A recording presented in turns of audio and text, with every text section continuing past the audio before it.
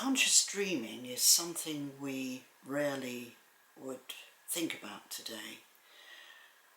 People think of dreaming as in nighttime dreams. People think of daydreaming. When I'm talking about conscious dreaming, I'm talking about something that has a very beneficial healing effect. What it actually means is that you become conscious of something that is unconscious. That probably sounds a bit strange to say, but it's something that pokes through from your unconscious mind or from the other world, and that actually serves to link you or connect you with your destiny, with something that is following you along through life that you can't always touch, you can't always see it.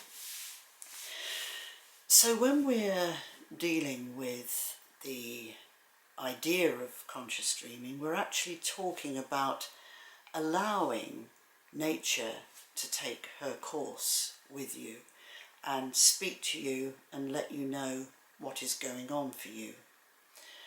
It's an approach I take when I'm doing Butsi sessions with people. What happens is I ask them to perceive some kind of imagery. We set that up with a creative visualization process, which some people label journeying.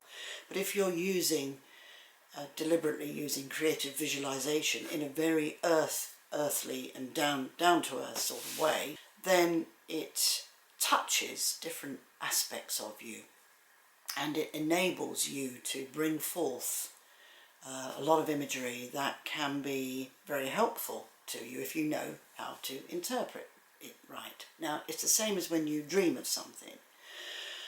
You dream you're in a field, you dream you find a coin in a field, and you look at the coin, and then the dream ends and you say, oh, I dreamt last night I was in a field and I found a coin. Now that's just considered to be a dream. And with conscious dreaming, I set you a challenge, I set you a task, and you may find yourself in a field finding a coin, but what you're going to think, the difference is what you're going to think is that I'm conscious while it's happening. So perhaps I made it up, or perhaps I am just fantasizing. Perhaps I'm just plucking something out of the blue. And then people will say to me, I don't know why I got that image. You might say that's a dream, I suppose. I don't know why I had a dream like that.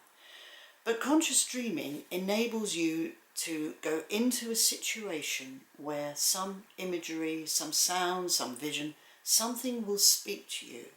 And if you can interpret it in a sound way, then you are bringing something of the other world into your daily life without actually relying on your dreams to do it. Sometimes some of the visions we can have during a Butsi can be quite startling, can be quite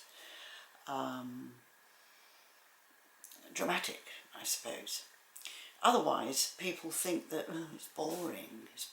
There's nothing that's ever boring about something you're exploring. Nothing is ever boring, because that is there to give you some guidance.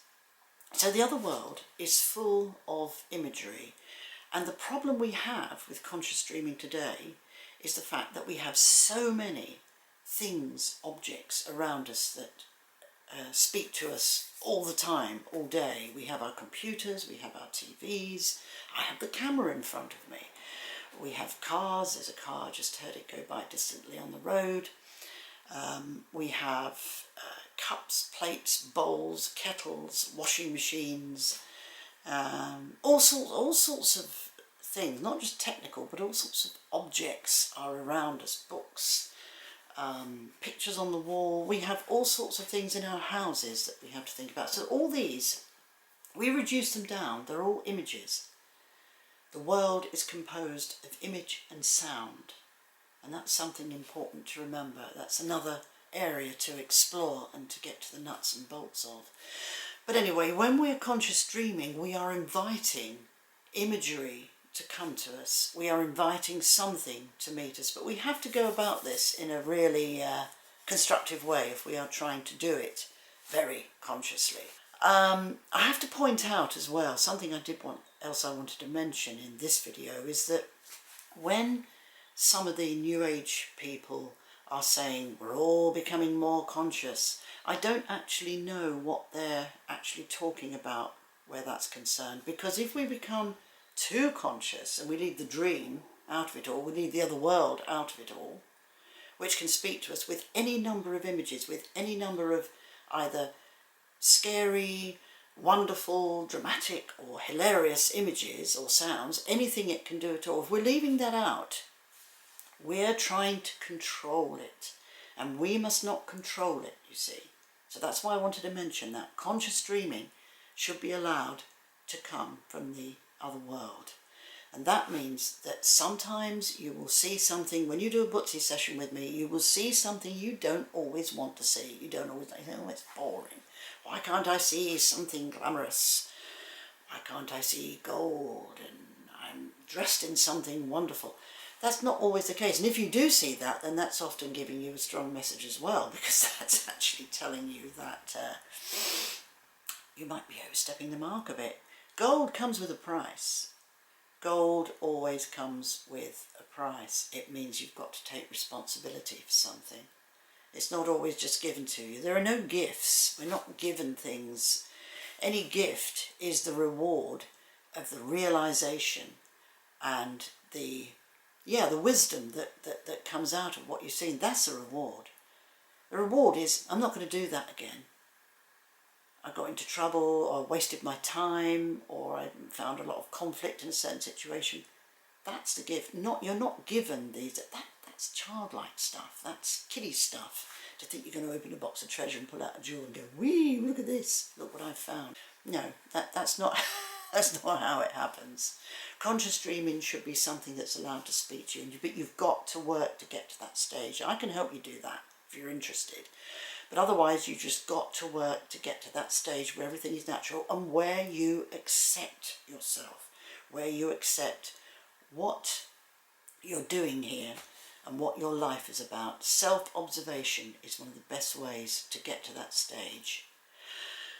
There is a lot to think about, there is a lot to talk about with this, but perhaps I've introduced a little bit of it.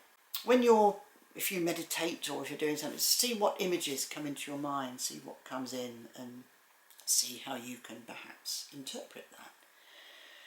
It's an art, it's a skill, it's a craft, and conscious dreaming has to be learned like many, many other things that we've left behind when we've ditched everything for this physical material life. It's still there, but we've got to know how to look for it. Thanks for listening once again. Talk again soon.